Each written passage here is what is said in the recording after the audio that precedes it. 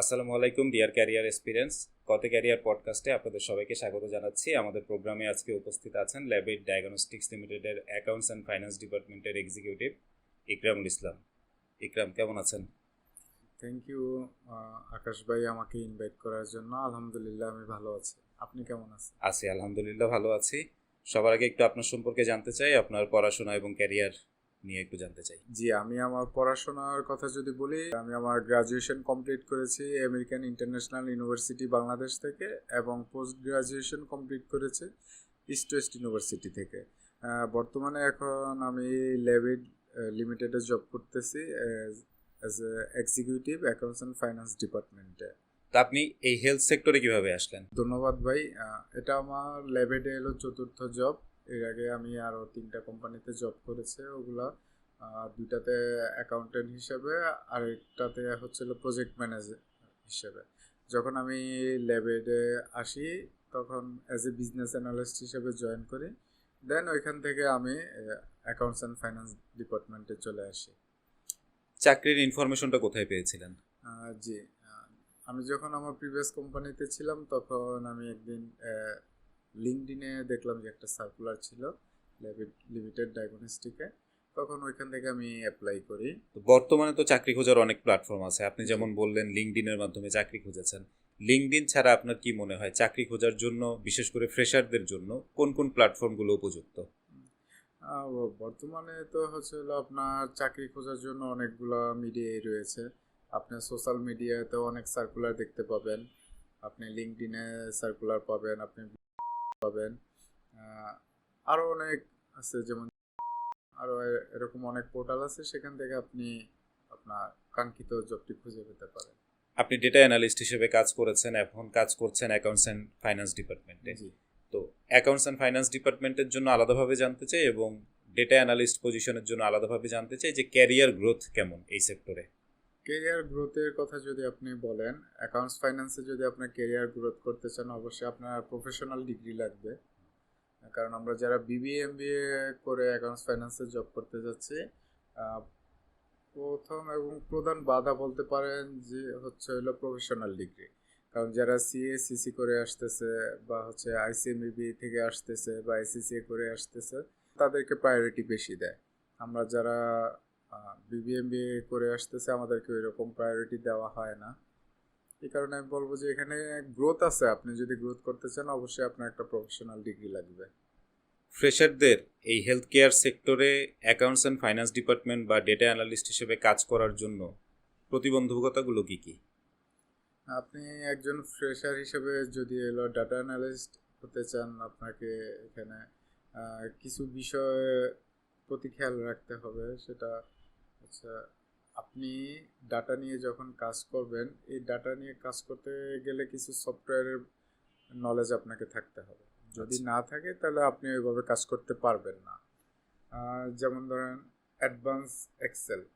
সবার আগে এক্সেলের কথা কেন বলতেছি, কারণ আদার যে সফটওয়্যারগুলো আছে, যেমন এসকিউএল আছে, পাওয়ার বিআই আছে, আর প্রোগ্রামিং আছে, পাইথন আছে, এগুলো একটু ক্রিটিক্যাল।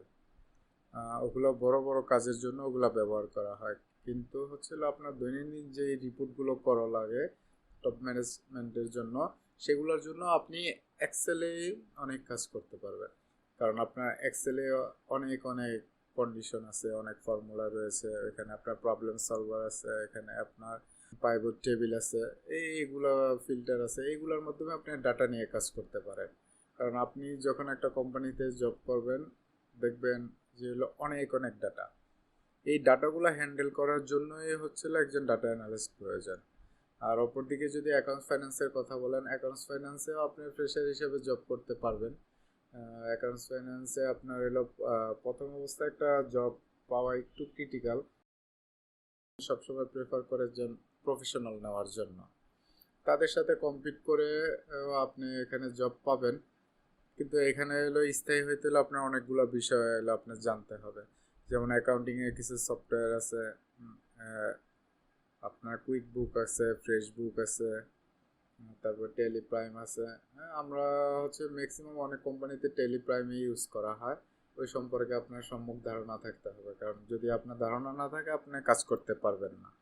কিভাবে এখানে হচ্ছে ডাটাগুলো এন্ট্রি দেওয়া হয়, কিভাবে এখান থেকে একটা বাউচার তৈরি করা হয়, কিভাবে পেমেন্ট করা হয়, এইগুলো নিয়ে আপনার কাজ করতে হবে। আর অ্যাকাউন্টস ফাইন্যান্সে কাজ করতে হলে আরেকটা বড় বিষয় হচ্ছে, সেটা আপনার অবশ্যই জানতে হবে, সেটা হচ্ছে ব্যাড ট্যাক্স। আপনার ব্যাড ট্যাক্সে যদি না জানেন তাহলে তো আপনি একটা বিল প্রসেস করতে পারবেন না। সেই বিলটাতে হলে আপনার কতটুকু বিডিএস কতটুকু টিডিএস কাটবেন, সেই রেটটা আপনার জানা লাগবে। এই জন্য অবশ্যই অ্যাকাউন্টস ফাইন্যান্সে কাজ করতে হলে, ফ্রেশার হোক আর আপনি অন্য কোনো জায়গা থেকে আসেন, তো আপনার অবশ্যই ব্যাড ট্যাক্সের কাজ জানতে হবে। ডেটা অ্যানালিস্ট হিসেবে কাজ করার জন্য কি সিএসসি ব্যাকগ্রাউন্ড থেকে আসলে বেটার? ডেটা অ্যানালিস্ট হিসেবে যদি আপনি কাজ করতে চান, সিএসসি ব্যাকগ্রাউন্ড যদি হয়, তাহলে আপনার জন্য একটু ভালো হয়। কারণ এখানে হলো আপনার যে প্রোগ্রামিং যে ল্যাঙ্গুয়েজগুলো আছে, আপনি ওগুলো যদি দক্ষ হন, তাহলে এখানে আপনার সাপোজ ধরেন এসকিউএল আপনি খুব ভালো পারবেন। যদি এসকিউএল আপনি ভালো পারেন, তাহলে আপনি ডাটা নিয়ে খুব দ্রুত কাজ করতে পারবেন। আর যদি এসকিউএলও আপনি পারেন, অবশ্যই আপনি এক্সেলও পারবেন। সবগুলোর কম্বিনেশনে আপনি এখানে কাজ করতে পারবেন। আর শুধুমাত্র যে ডাটা অ্যানালিস্ট হতে হলে যে এসকিউএল অথবা পাওয়ার বিআই এগুলোই যে জানতে হবে এরকম না। এর পাশাপাশি আপনাকে মাইক্রোসফট ওয়ার্ড এবং মাইক্রোসফট পাওয়ার পয়েন্টও কাজ জানতে হবে। কারণ আপনি ডাটাটা স্টোর করলেন, ডাটাটা সুন্দর করে ম্যানেজ করলেন, কিন্তু বা আপনি প্রেজেন্ট করতে পারছেন না, তাহলে তো আর হবে না। এই জন্য আপনার মাইক্রোসফট পাওয়ার পয়েন্ট অবশ্যই জানতে হবে ডাটা প্রেজেন্টেশনের জন্য। আর এই প্রেজেন্টেশন করতে গেলে আপনার গ্রাফিক্যালি বা ভিজুয়ালি যখন আপনি প্রেজেন্ট করবেন, এক্ষেত্রে হচ্ছে আপনার এক্সেল এবং পাওয়ার বিআই খুবই ভালো কাজে দেবে আপনার। এই সেক্টরে কাজের প্রেশার কেমন? আপনি যদি কাজের প্রেশারের কথা বলেন, এটা সম্পূর্ণ আপনার উপর নির্ভর করবে। আপনি যদি কাজটাকে এনজয় করেন, তাহলে আপনার কাছে প্রেশার মনে হবে না। আর যদি আপনার কাজকে এনজয় করতে না পারেন, তাহলে অবশ্যই আপনার কাছে এটা বার্ডেন মনে হবে। 4-5 বছর অন্য সেক্টরে কেউ একজন কাজ করেছে, সে ফর এক্সাম্পল সে হয়তো মার্কেটিংয়ে কাজ করেছে, বাট এই পডকাস্ট দেখার পর সে হয়তো চিন্তা করলো ডেটা অ্যানালিস্ট হবে। তো সে কি তাহলে চাইলেই অন্য সেক্টর থেকে হেলথ কেয়ার সেক্টরে আসতে পারবে, বা অন্য কোনো সেক্টরে কি ডেটা অ্যানালিস্ট হিসেবে কাজ করতে পারবে? ডেটা অ্যানালিস্ট শুধু যে হেলথ কেয়ারে আপনার প্রয়োজন এরকম না। এটা যে কোনো মাল্টি ন্যাশনাল কোম্পানি বা এমএনসি কোম্পানি যাই বলেন, আপনার সব জায়গায় এলো ডাটা অ্যানালিস্ট লাগবে। আমার মনে হয় যে যতগুলো কোম্পানি আছে, তারা প্রত্যেকটা কোম্পানিতে একজন দুজন করে ডাটা অ্যানালিস্ট আছে। কারণ যদি ডাটা অ্যানালিস্ট না থাকে, তাহলে ওনাদের এত সেলসের ডাটা, ওনাদের কাস্টমারের ডাটা, এই ডাটাগুলো তারা কি করবে? এই ডাটাগুলো তো প্রয়োজন। কারণ আপনি যখন গ্রোথ নিয়ে চিন্তা করবেন, আপনার প্রফিট মার্জিনের কথা চিন্তা করবেন, তখন অবশ্যই একজন ডাটা অ্যানালিস্ট লাগবে।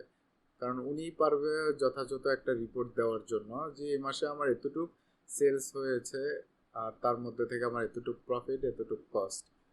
ডেটা অ্যানালিস্টদের বেতন কাঠামোটা কেমন? অতটা ভালো না হলে হেলথ সেক্টরে মোটামুটি এখন ভালো হচ্ছে।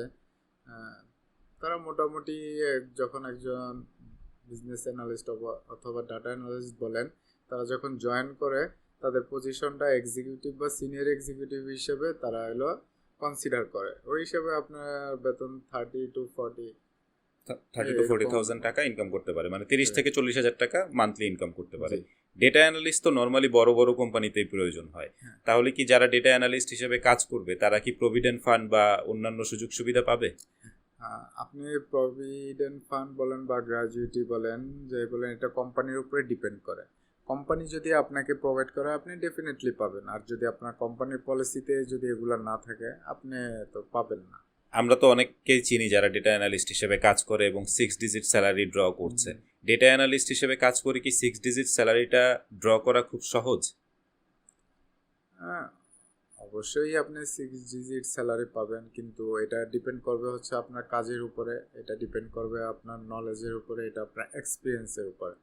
দেন কোম্পানি যদি মনে করে যে আপনি কোম্পানির জন্য অনেক কাজ করতেছেন, আপনি কোম্পানির প্রফিট এনে দিচ্ছেন, তখন অবশ্যই আপনি পাবেন। অন অ্যান এভারেজ কত বছরের এক্সপিরিয়েন্স থাকলে 6 ডিজিট স্যালারি পাওয়া যায়? একজন ডাটা অ্যানালিস্টের জন্য 8 থেকে 10 বছরের এক্সপিরিয়েন্স যদি আপনার থাকে, অবশ্যই আপনি পাবেন। গ্লোবালি ডিমান্ড কেমন এই চাকরির? আমাদের জব সেক্টরে হচ্ছে আপনার ডাটা অ্যানালিস্টের ডিমান্ড ডে বাই ডে বাড়তেছে। কারণ আমরা সবাই চাই যে আমার যে বিজনেসটা আছে, সেই বিজনেসটাকে গ্রো করার জন্য। গ্রো করতে হলে আপনার অনেক কিছু অ্যানালাইজ করতে হয়। আপনারা প্রফিট মার্জিন, আপনার হচ্ছে বিভিন্ন রেশিও আছে, যেমন আপনার কারেন্ট রেশিও, ইনভেস্টমেন্ট, এইগুলো যখনই আপনি কাজ করবেন, এই কাজ করার জন্য একজন অ্যানালিস্ট প্রয়োজন। আপনি তো হেলথ কেয়ারে কাজ করেন অনেকদিন, হেলথ কেয়ারে কাজ করে কি কর্পোরেট ভাইবটা পাওয়া সম্ভব? হ্যাঁ, অবশ্যই পাওয়া সম্ভব। কারণ হেলথ কেয়ারও এখন আপনার হচ্ছে হলো দুইটা ভাগ আছে। একটা হচ্ছে হলো আপনার কর্পোরেট, আর একটা হচ্ছে হলো আপনার হসপিটাল সার্ভিস অথবা ডায়াগনস্টিক সার্ভিস। হসপিটাল সার্ভিস এবং ডায়াগনস্টিক সার্ভিসে যারা ডিরেক্টলি পেশেন্টের সাথে রিলেটেড, যেমন আমাদের পেশেন্ট কেয়ার এক্সিকিউটিভ অথবা হচ্ছে নার্স, তারা হচ্ছে হলো রোস্টার ডিউটি করে। আর যারা আমরা হচ্ছে হলো কর্পোরেটে জব করি, আমরা 9টা-6টা ডিউটি করি। অ্যাকাউন্টস অ্যান্ড ফাইন্যান্স এবং ডেটা অ্যানালিস্ট, আপনি যেহেতু দুইটা সেক্টরেই কাজ করেছেন, আপনার কাছ থেকে জানতে চাই এই সেক্টরে যারা কাজ করবে তাদের জন্য সবচেয়ে ভালো ইন্ডাস্ট্রি কোনটা, হেলথ কেয়ার ইন্ডাস্ট্রি নাকি অন্য কোনো ইন্ডাস্ট্রি? এটা আপনার চয়েস যে আপনি কোথায় জব করবেন। আপনার এক্সপিরিয়েন্স অনুযায়ী আপনি কোথায় কাজ করতে পারবেন সেটা ডিপেন্ড করে আপনি কাজটা কতটুকু এনজয় করবেন। আপনার কি মনে হয় যে একটা ভালো চাকরির জন্য দামি সিভি তৈরি করার প্রয়োজন আছে? আপনি যে কোশ্চেনটা করেছেন এটা খুবই ইম্পর্টেন্ট। আমরা অনেকেই মনে করি যে একটা ভালো সিভি যদি হয় তাহলে চাকরি হয়ে যাবে। না, এরকম না। আপনি আপনার সিভিটা নিজে রেডি করুন এবং আপনার সিভিতে পর্যাপ্ত ইনফরমেশন থাকবে। হ্যাঁ, এই ইনফরমেশনগুলো বলে দিবে যে হলো আপনি এই নেক্সট যে পজিশন তার জন্য ক্যাপাবল কিনা। এই ইনফরমেশনটা সাজানোর জন্যই তো চার্জটা নিচ্ছে, তো ইনফরমেশনটা কি নিজে সাজালে হবে? আমি কিভাবে জানবো আমার সিভিটা আমি কিভাবে সাজাবো? আপনি কিভাবে সাজাবেন, আপনার তো অবশ্যই জানা উচিত যে আপনি যখন একটা সিভি রেডি করবেন, আপনার লাস্ট যে এক্সপিরিয়েন্স এটা ফার্স্ট থাকবে এবং আপনি আপনার প্রিসাইসলি হলো সিভিটা রেডি করবেন এমনভাবে যে আপনি যেই কাজটুকু করতেছেন ওই পুরাটাই যাতে এলো কাভার করে। কারণ আপনার যখন একজন রিক্রুটার আপনাকে দেখবে, আপনার সিভিতে ম্যাক্সিমাম 10 to 15 সেকেন্ড সে সময় দিবে। যদি আপনার ফার্স্ট লুকই যদি ভালো না হয় তাহলে আপনার তো সিলেকশন কঠিন। মানে আমি যেই ডিপার্টমেন্টেই কাজ করছি আমার স্পেসিফিকভাবে জব ডেসক্রিপশন কি কি কাজ করি এই বিষয়গুলো লিখতে হবে। ডেটা অ্যানালিস্ট হিসেবে কাজ করার জন্য, চাকরিতে অ্যাপ্লাই করার জন্য কোনো ট্রেনিংয়ের কি প্রয়োজন আছে? ট্রেনিং আমাদের সবারই প্রয়োজন। ট্রেনিং হচ্ছে হলো আমাদের যে স্কিলটা থাকে সেটাকে আরেকটু ডেভেলপ করে। এখন আপনার যদি একটা ভালো জায়গা থেকে আপনি একটা ট্রেনিং নেন, সেটা আপনার সিভিটাকে একটু এনরিচ করবে। এতে করে আপনার ট্রেনিং নেওয়া ভালো। কারণ আপনি যদি ট্রেনিং নেন তাহলে আপনি একটা প্রতিষ্ঠান থেকে আপনার সার্টিফিকেট থাকবে যে আপনি আসলে এই কাজটাতে দক্ষ। ট্রেনিংটা কোথায় করবে? এখন তো হলো বিভিন্ন প্রতিষ্ঠান রয়েছে এরকম ট্রেনিং করানোর জন্য, আপনি চাইলে সেখান থেকে করতে পারেন।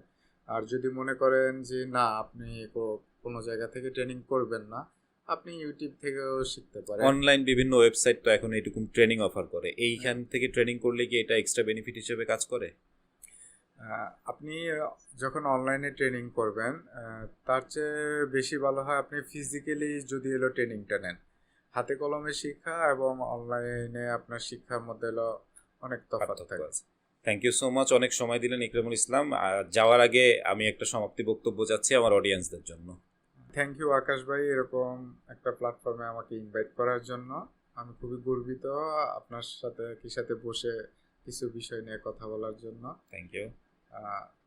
আমি লাস্ট একটা কথা বলতে চাই, আমরা সবাই হলো জব খুঁজতেছি। এই জব খোঁজার ক্ষেত্রে আমাদের যে বিষয়টা বেশি খেয়াল রাখতে হবে সেটা হচ্ছিল আমাদের নলেজ এবং এক্সপিরিয়েন্স। আমরা এডুকেশন থেকে যে নলেজটা পাই সেটাকে পারফেক্টলি আপনার ইউজ করতে হবে, তাহলে আপনি একটা ভালো এক্সপিরিয়েন্স পাবেন। আর ভালো এক্সপিরিয়েন্সটাই হচ্ছিল প্রতিটা ম্যানেজমেন্ট চায়। থ্যাংক ইউ সো মাচ, অনেক ইনসাইটফুল কিছু ইনফরমেশন পেলাম আজকের প্রোগ্রামে। তো আজকের মতো এখানে শেষ করছি। This is Mainuddin Akash signing off from today's episode. দেখা হচ্ছে আগামী এপিসোডে অন্য কোনো গেস্টের সাথে। আল্লাহ হাফেজ। আল্লাহ হাফেজ।